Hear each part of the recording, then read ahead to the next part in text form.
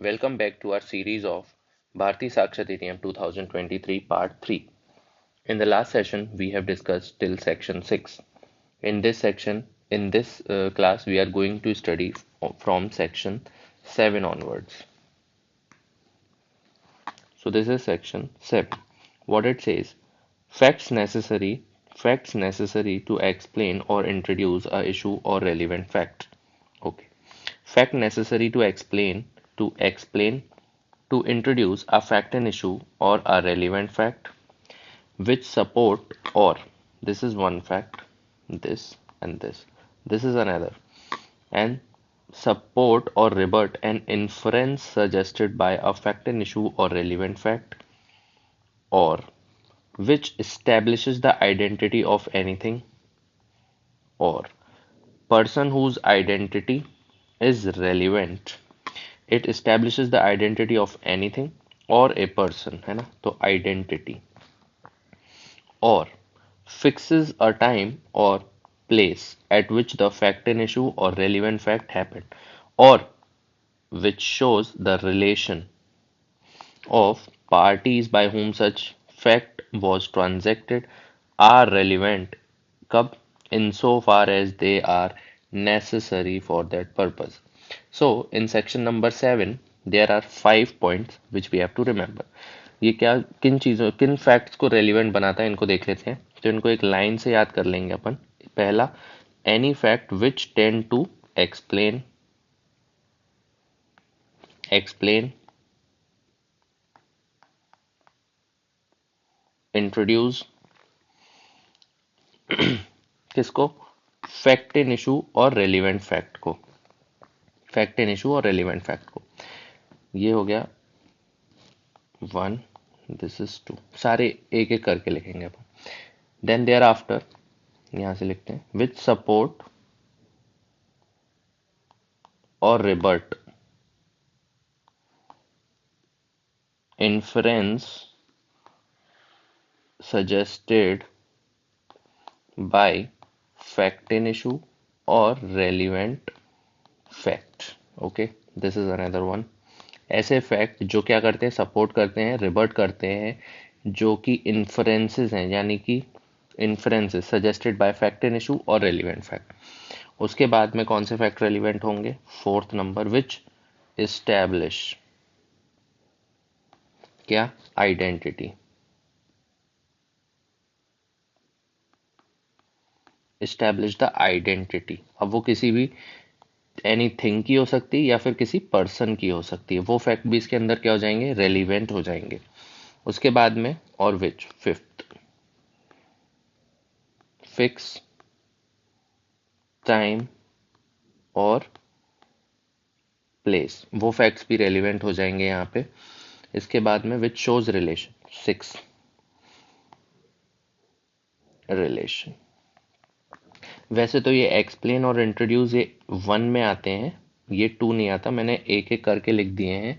तो वैसे अपन देखें तो पूरे तौर पे इसमें 5 फैक्ट्स रेलिवेंट होते हैं. कौन कौन से, इससे कौन कौन से फैक्ट्स रेलिवेंट होते हैं. एक तो ये एक्सप्लेन और introduce, which explain or introduce a fact and issue or relevant fact, which support or rebut the inference suggested by a fact and issue or relevant fact, which establishes the identity, which fixes the time or place, और जो कि relation बताए किसका, किसी party का किसी party से, between the parties लिख देते हैं इसको, बिटवीन पार्टीज. तो ये होते हैं अपने इस सेक्शन 7 के अंदर, ये सारे फैक्ट्स क्या होते हैं, रेलिवेंट होते हैं. इसका अपन एग्जाम्पल देख लेते हैं तो और चीजें क्लियर हो जाएंगी. देखिए, the question is whether a document is the will of a, the state of a is property and of his family at the date of the alleged will may be relevant. जब ये question है कि क्या ये document जो है ये will है, तो जो स्टेट है ए की प्रॉपर्टी की और उसकी फैमिली की, कब, at the date of the alleged will may be a relevant fact. क्यों, क्योंकि ये क्या कर रहा है, एक्सप्लेन कर रहा है, स्टेट बता रहा है ना उसकी प्रॉपर्टी की. अगर विल की होती तो सब में डिवाइड हो गई होती, उसकी फैमिली में भी डिवाइड हो गई होती, तो सबकी एक स्टेट बता रहा है, एक्सप्लेन कर रहा है उसको. तो this is a relevant fact. A sue B for a label imputing disgraceful conduct to B to A. B affirms that the matter alleged to be libelous is true. तो the position and relation this fact the position and relation अब ये ए ने B को सू किया for the label कि इसने इसकी defamation करी है तो कौन सा fact the position and the relation of the parties A and B at the time when the libel was published may be a relevant fact कैसे as is introduces a fact in issue के इन दोनों की लड़ाई हो गई थी साहब इन दोनों की कोई मतलब ऐसा रिलेशन था इनके बीच में इनकी ऐसी पोजीशन थी जिससे कि क्या हुआ फैक्ट इन इशू को इंट्रोड्यूस हो गया फैक्ट इन इशू क्या है label the particular of the dispute between A and be about a matter unconnected with the alleged label are irrelevant, though the fact that there was a dispute may be irrelevant if it affected the relation between A and B. So वही बात कह रही है A is accused of a crime. The fact that soon after the commission of the crime, A absconded from his house is relevant under section 6 as a conduct जो अपन ने पढ़ा था पहले पिछली वाली क्लास में as a subsequent conduct to and affected by the fact and issue. The fact that at the time when he left home, A has a sudden and urgent business. जब वो भागा तब उसको कोई काम था जरूरी टू विच ही वेंट जहाँ पे हो गया इज अ रेलिवेंट फैक्ट होगा ये भी एक रेलिवेंट फैक्ट होगा as tending to explain the fact that he left home suddenly अब ये क्या हो गया ये क्या चीज को एक्सप्लेन कर रहा है it explain a relevant fact that is conduct relevant under section 6 अपन ऊपर पढ़ के आए ना which explain a fact and issue और a relevant fact तो ये इसका एग्जाम्पल हो गया ठीक है इसको हटा देते हैं now next point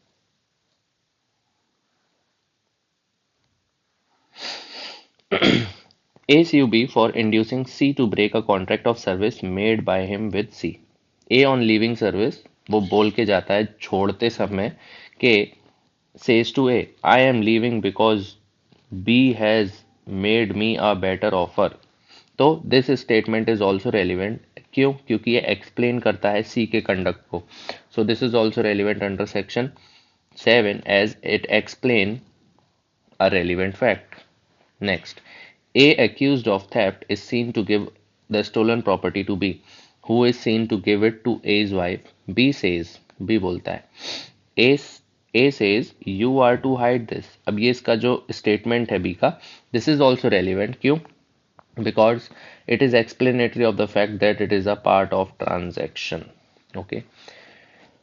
Next, A is tried for a riot.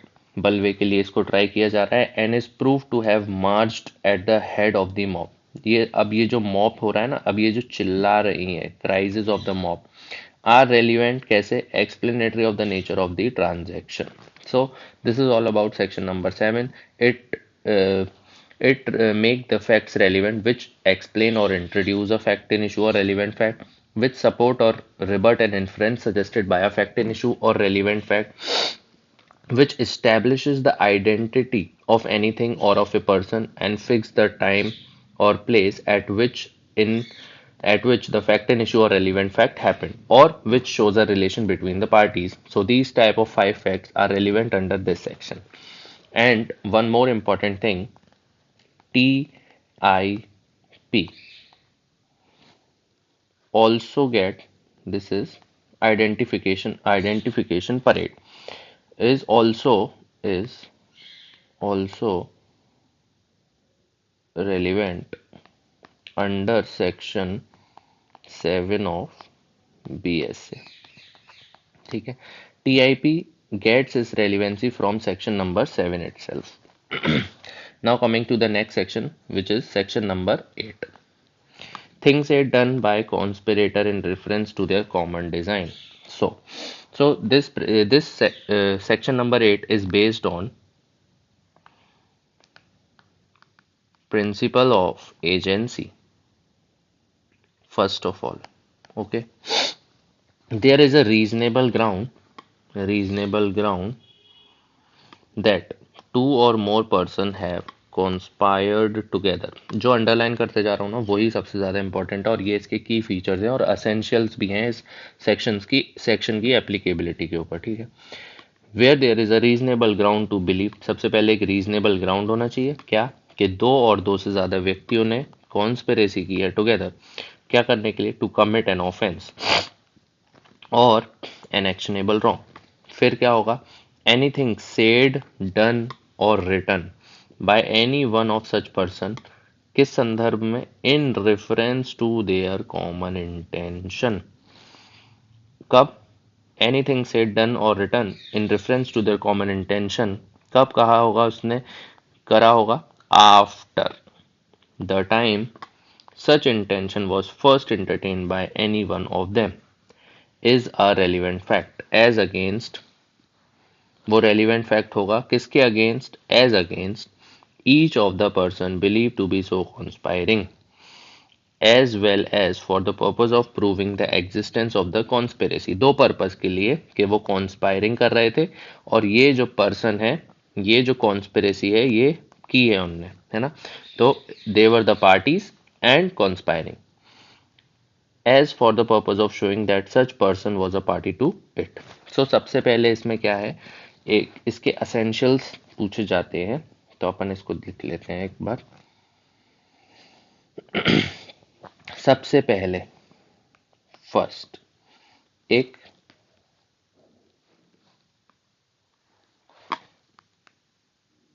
Reasonable ground, reasonable belief, है ना, रीजनेबल बिलीफ नहीं, रीजनेबल ग्राउंड टू बिलीव, पूरे ऐसे लिखते हैं, बेयर एक्ट की लैंग्वेज लिखना ज्यादा सही रहता है। Reasonable ground to believe,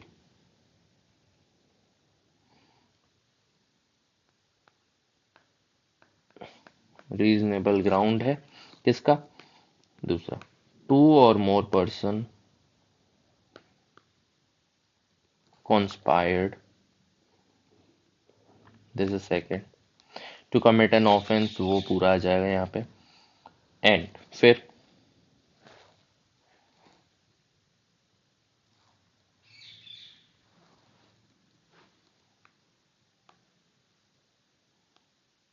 third, फिर anything said done, anything said done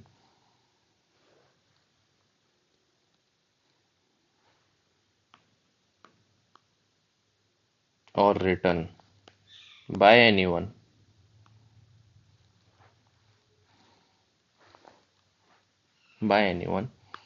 is relevant,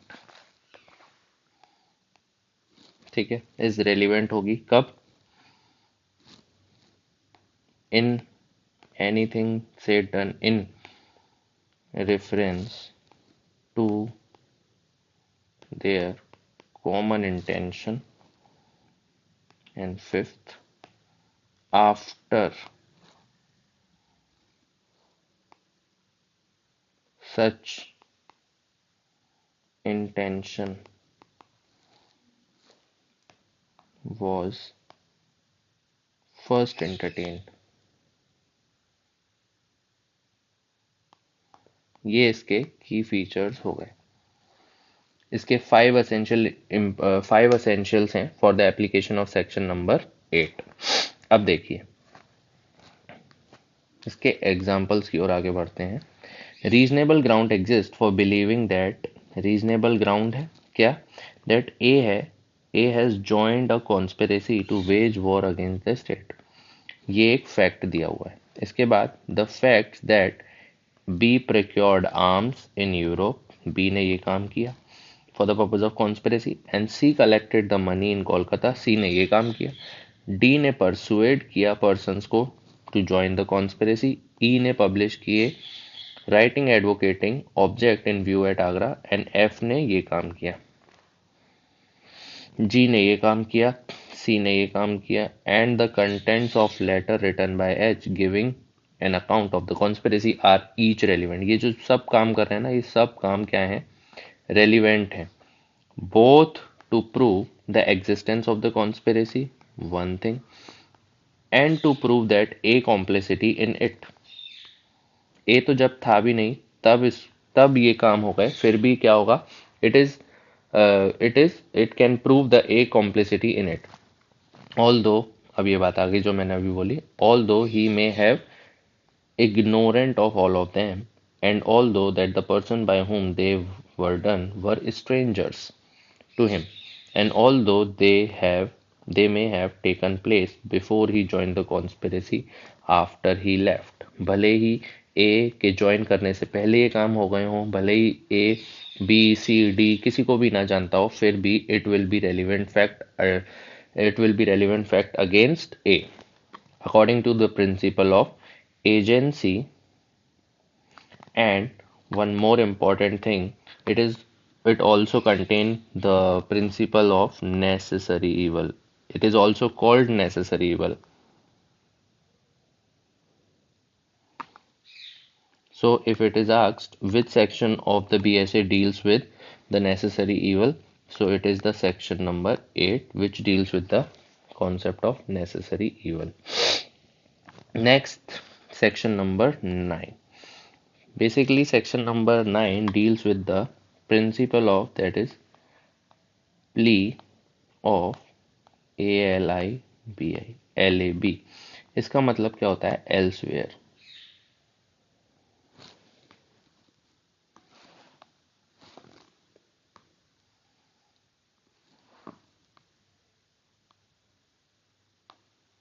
कहीं और, है ना? इसका मतलब होता है कहीं और। जब कोई ऑफेंस हुआ तो to get out of it, मतलब उसको एक्सेप्शन लेना है या उसको डिफेंस रखना है, तो ये जो एक्यूज्ड है ये बोल सकता है कि मैं तो वहाँ पे था ही नहीं। तो ऐसा डिफेंस वो कौन से सेक्शन में ले सकता है? वो सेक्शन नंबर 9 में ले सकता है। पहले ये सेक्शन नंबर 11 ऑफ IEA हुआ करता था, जो प्ली ऑफ LAB से डील करता था। अब इसको अपन देखें तो इसकी ये हेडिंग है, when facts not otherwise relevant become relevant. तो ये क्या है? एक रेसिडरी सेक्शन है, मतलब जो फैक्ट कहीं रेलिवेंट नहीं हो रहे वो यहाँ पे रेलिवेंट हो सकते हैं। अब ये क्या बोलता है? फैक्ट्स नॉट अदरवाइज रेलिवेंट, जो फैक्ट अदरवाइज तो रेलिवेंट नहीं है, काय में 3 to 50 में कहीं फॉल नहीं कर रहे हैं, not otherwise relevant, are relevant, relevant हो जाएंगे कब? इन दो कंडीशंस में। कब? when they are inconsistent with the fact in issue or relevant fact. Okay, if by themselves or in connection with other fact, क्या करते हैं? They make the existence, non-existence of a fact in issue or relevant fact highly probable or improbable. ठीक है, ये दो facts याद रखने, which are inconsistent और which make existence, non existence highly probable और इम्प्रोबेबल। अब इसका एग्जाम्पल पढ़ते हैं अपन, जैसे कि एकदम क्लियर हो जाएगा। अब ये प्रश्न है कोर्ट के सामने, whether A committed a crime at Chennai on a certain day, है ना? क्या ए ने कोई क्राइम किया चेन्नई में उस पर्टिकुलर डे पे? अब ये फैक्ट आया, on that day A was at Ladakh is a relevant fact. क्यों?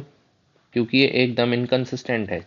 एक आदमी चेन्नई में अपराध करने का उस पर आरोप लगा है, लेकिन ही वॉज एट लद्दाख, तो this is a inconsistent fact with the fact in issue, and it also make the non existence of the fact in issue highly probable. So this fact is relevant under section 9 or 11 of Indian Evidence Act. The fact that near the time when the crime was committed, A was at a distance from the place where it was committed, which would render it highly improbable, though not impossible, that he committed the fact is also relevant. ऐसा कोई fact जो इस बात को A was at a distance, वो इतनी दूरी पे था कि वो ऑफेंस कर ही नहीं सकता, तो ये इसको हाईली इम्प्रोबेबल बना देता है। किसको? Existence of the fact in issue को, कि उसने मर्डर नहीं कि उसने ऑफेंस नहीं किया है। सो this is also a relevant fact. Next, the question is whether A committed a crime. The circumstances are such that the crime must have been committed either by A, B, C or D. ऐसे circumstances हैं या A B C D एक ने किया होगा। किसी एक ने किया होगा। अब ऐसा कोई फैक्ट आता है जो ये बोलता है कि that the crime could have been committed by no one else, है ना, and that it was not committed by either by B, C or D is a relevant fact। तो ये अल्टीमेटली क्या बोल रहा है कि बी सी, ऐसा कोई फैक्ट आ गया कि भाई बी सी डी ने तो नहीं किया, तो this fact is relevant to show that कि A has committed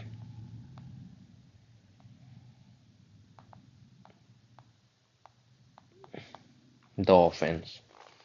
okay, so A has committed the offence, ये इस फैक्ट के लिए रेलिवेंट चीज हो गई। सो ये था अपना सेक्शन नंबर 9 जो कि प्ली ऑफ एलबी से डील करता है। एलबी का मतलब होता है एल्सवेयर, ऐसे कोई फैक्ट जो इनकंसिस्टेंट हो with the fact in issue और रेलिवेंट फैक्ट, या फिर उनकी फैक्ट इन इशू या रेलिवेंट फैक्ट की जो एग्जिस्टेंस है उसको वो हाईली इम्प्रोबेबल कर दे या हाईली इम्प्रोबेबल कर दे, इसको अपन कहते हैं क्या, वो रेलिवेंट हो जाते हैं, वो जो अदरवाइज रेलिवेंट नहीं होते। Next, section number 10। Section number 10 just reading के लिए इंपॉर्टेंट है। डायरेक्टली आपसे क्वेश्चन पूछा जा सकता है कि ये काय में दिया हुआ है। इन सूट्स, यहां से देखें, ऐसे fact tending to enable the court to determine amount are relevant in suit for damages. अब ये बेसिकली सूट फॉर डैमेजेस की बात कर रहा है। तो ऐसे फैक्ट जो कोर्ट को हेल्प करें to determine the amount of the amount to be awarded to the parties, है ना, तो ये फैक्ट भी क्या हो जाएंगे, सेक्शन 10 के अंदर रेलिवेंट हो जाएंगे। अब पढ़ लेते हैं इसको। In a suit in which the damages are claim, ऐसा कोई सूट है जिसमें डैमेजेस मांगे गए हैं।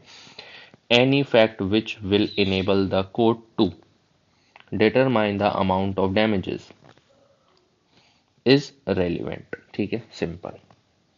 Now section number 11, fact relevant when right or custom is in question। Section number 11 right और कस्टम्स से डील, एग्जिस्टेंस ऑफ राइट और कस्टम से डील करता है। अब देखिए इसको पढ़ते हैं। व्हेन द क्वेश्चन इज, जब ये प्रश्न हो कि the existence of any right और कस्टम, जब किसी राइट और कस्टम के बारे में कोई प्रश्न हो, तो the following facts are relevant. कौन कौन से, इसमें दो फैक्ट्स बेसिकली रेलिवेंट माने जाते हैं। कौन से भाई, एक तो एनी ट्रांजैक्शन और एक पर्टिकुलर इंस्टांस। अब ट्रांजैक्शंस बाय विच, अब इसमें बाय विच लिखा है और पर्टिकुलर इंस्टांसेस में इन विच लिखा है, ये दोनों का एक अपना ही अलग मतलब है, क्योंकि ट्रांजैक्शन के द्वारा होता है और पर्टिकुलर इंस्टांसेस में होता है, इसलिए इन दोनों का अलग अलग लिखने की जरूरत थी। तो ट्रांजैक्शंस, ऐसे ट्रांजैक्शन जिससे कि राइट कस्टम जो कि क्वेश्चन में है क्रिएट किए गए हों, क्लेम करे गए हों, मॉडिफाई किए गए हों, रिकॉग्नाइज किए गए हों, उनका असर्ट किए गए हों, डिनाई किए गए हों, या फिर जो इनकंसिस्टेंट हों उनके एग्जिस्टेंस से, वो क्या हो जाते हैं, रेलिवेंट हो जाते हैं। दूसरा, ऐसे कोई पर्टिकुलर इंस्टेंस, मतलब कोई ट्रांजैक्शन नहीं है, एक ही बार किसी आदमी ने उस राइट को क्या किया हो, क्लेम किया हो, रिकॉग्नाइज किया हो, एक्सरसाइज किया हो, और in which it exercise was disputed, asserted, departed from, तो ये particular instances and these transactions become a relevant fact। The question is whether A has, क्या A के पास ये फिशरी का कोई राइट है, तो ये एक क्वेश्चन आ गया राइट का। एंड अ डीड है एक, अब ये एक फैक्ट आ रहा है, डीड क्या होगी, एक ट्रांजैक्शन हो सकता है, पर्टिकुलर इंस्टांसेस में फॉल करेगा, आगे देखते हैं। Conferring the fishery on A's ancestor, ये डीड क्या है, ए के एंसेस्टर को राइट दे रही है। A mortgage of the fishery by A's father, a subsequent grant of the fishery by the A's father, the mortgage, particular instances in which A's father exercised the right। ये एक particular instance बता रहा है कि जब ए के father ने ये राइट को ए के फादर ने एक्सरसाइज किया था, और which the exercise of the right was stopped by A's neighbour. ये भी एक पर्टिकुलर इंस्टांस है कि भाई हमने क्या किया था, हमने इनको रोका था ए के नेबर ने, तो ये भी एक रेलिवेंट फैक्ट है। ठीक है, तो व्हेन द राइट और custom is in question, section 11 comes into play, and any transaction or particular instance by which the right was created, modified, recognized, asserted, denied, or by the particular instance it is claimed, recognized, exercised, disputed, हाँ किया गया हो, मना किया गया हो, these all become a relevant fact. Then next, fact showing the existence of, ये बहुत इंपॉर्टेंट सेक्शन है। ये पहले सेक्शन नंबर 14 हुआ करता था आईईए के अंदर। अब इसमें सेक्शन नंबर 12 को देखते हैं तो ये बात करता है facts showing the existence of state of mind और ऑफ बॉडी और बॉडीली फीलिंग।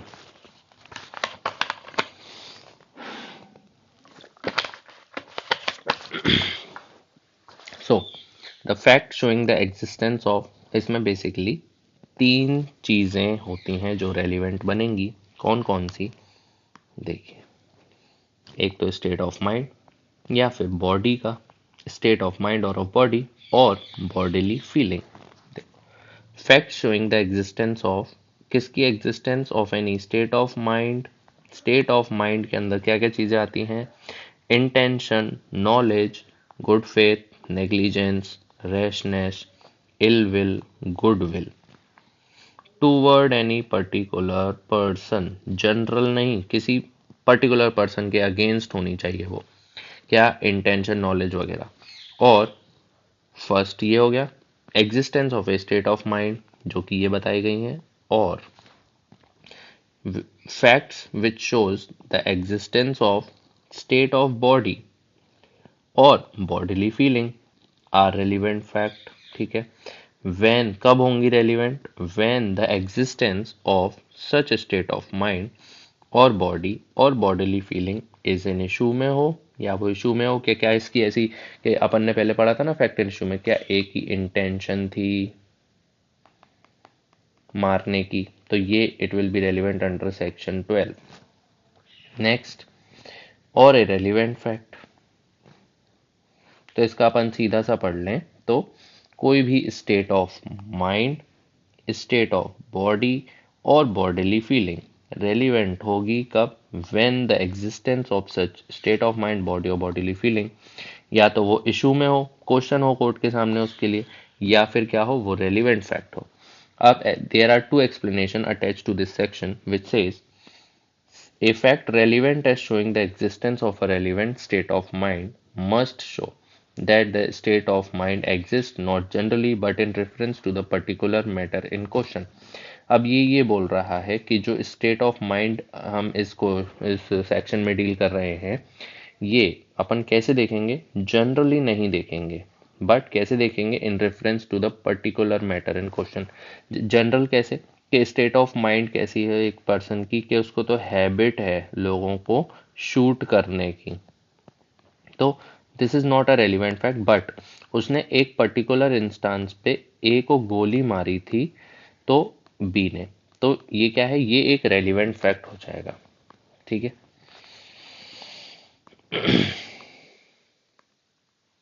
इसके बाद में explanation 2, but where upon a trial of a person accused of an offence the previous commission, one previous commission by the accused of an offense is relevant within the meaning of this section। ठीक है। So first of all previous commission, ये ए ने B को पहले एक बार मारा था, this shows the intention, and this is particular previous commission by the accused is relevant under the explanation 2। next, the previous conviction of such person shall also be a relevant fact। तो explanation 2 में दो चीजें हैं, एक तो previous commission and previous conviction, ये दोनों क्या होंगी? रेलिवेंट फैक्ट्स होंगे। इसके बाद में दीज आर द एग्जाम्पल्स, पढ़ लेते हैं इसको। A is accused of receiving stolen goods knowing, ये नॉलेज आ गई, this shows the state of mind.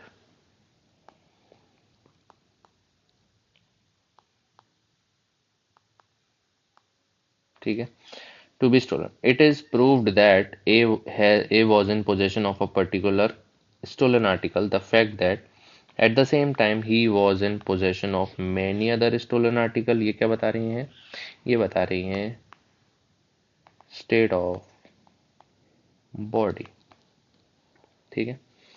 is relevant as tending to show that he knew वो जानता था कि that each all and all the article of which जो उसके possession में है वो स्टोलन है। ठीक है। A is accused of fraudulently delivering to another person a counterfeit currency। ए के ऊपर चार्जेस हैं कि उसने किसी व्यक्ति को काउंटरफीट करेंसी के नोट दिए हैं, which at the time when he delivered it he knew it to be counterfeited. The fact that at the time of delivery A was in possession of number of other pieces, ये state of क्या हो गई, body of the counter, उसके पास और भी currency notes हैं।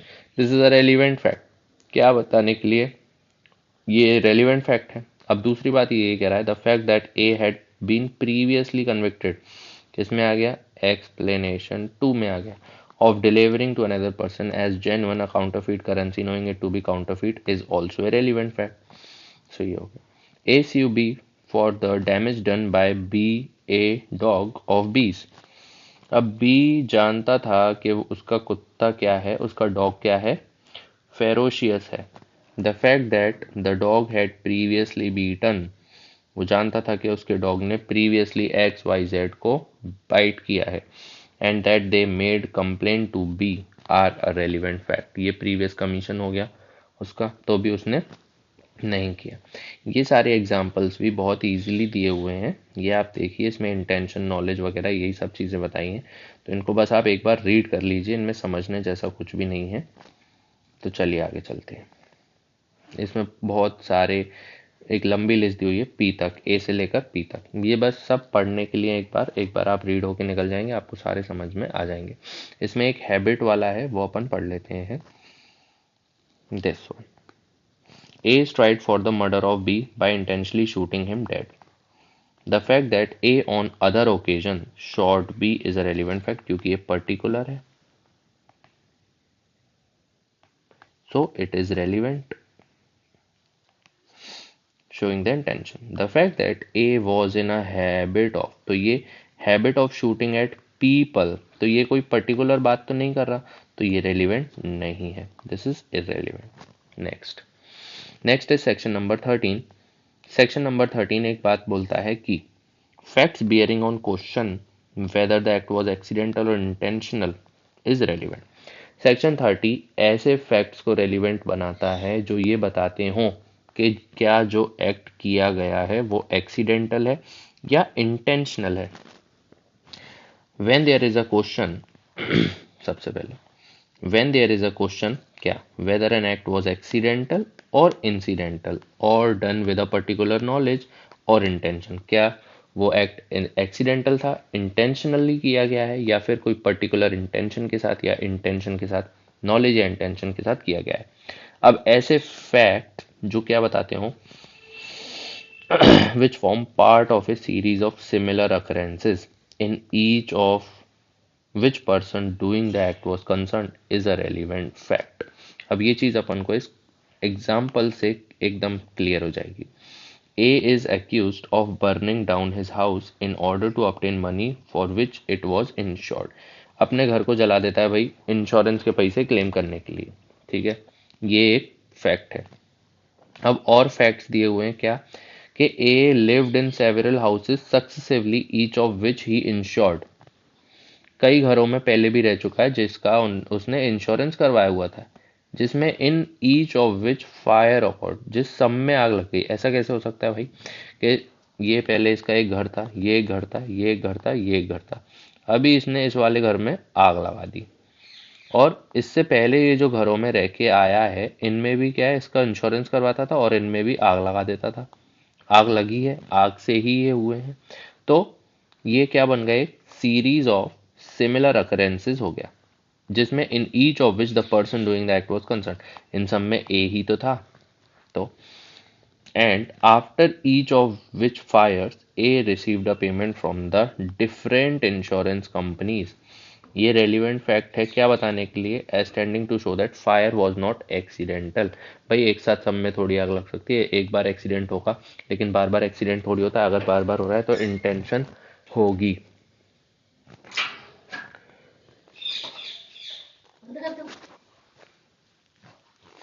A is employed to receive money from the debtor of B. It is the duty to make entries. It is the duty of It is A's duty to make entries in a book showing the amount received by him. A makes an entry showing that on a particular occasion he received less he really did receive. The question is whether this false entry was accidental or intentional. A एक employee है to receive money from the debtor of B. अब ये A की duty to make the entries. अब he make the entry showing that on particular occasion he received money जो उसको लेने चाहिए थे उससे कम. अब ये क्वेश्चन आया कि this false entry was accidental or intentional.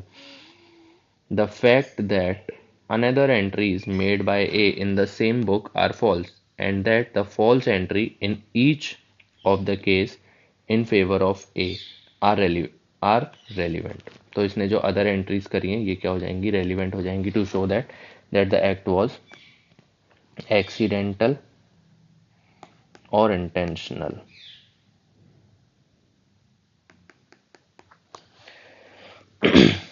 Next, A is accused of fraudulently delivering to B counterfeit currency. The question is whether the delivery of the currency was accidental. The fact that soon before or soon after the delivery of B, A delivered counterfeit currency to D, C, D और E are relevant as to showing that the delivery was not incidental. उसने चलो एक ही आदमी को दी होती तो होती, लेकिन उसने C को भी दी, डी को भी दिया और ई को भी दिया, तो ये रेलिवेंट फैक्ट है टू शो दैट कि उसने इंटेंशनली दिया है, ये एक्सीडेंटली नहीं है. So that's all this in this. So अपन ने सेक्शन नंबर कहाँ से कहाँ तक, section number 7 to 13 we have completed, and in next video we will be covering the further sections ongoing in the like manner. So stay tuned.